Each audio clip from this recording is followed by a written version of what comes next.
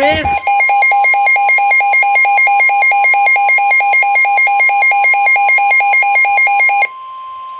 The National Weather Service in St. Louis has issued a severe thunderstorm warning for southeastern Calhoun County in southwestern Illinois, southeastern Jersey County in southwestern Illinois, northwestern Madison County in southwestern Illinois, northeastern St. Charles County, northeastern St. Louis County, until 10:45 p.m.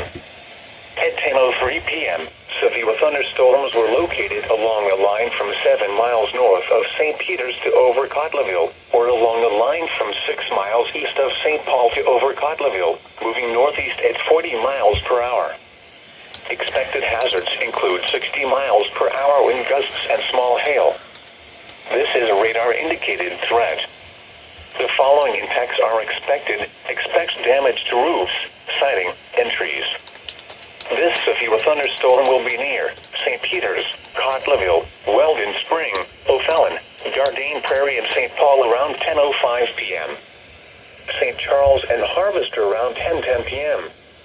Other locations impacted by the severe thunderstorm include Canville, Golden Eagle, Brussels, Deer Plain,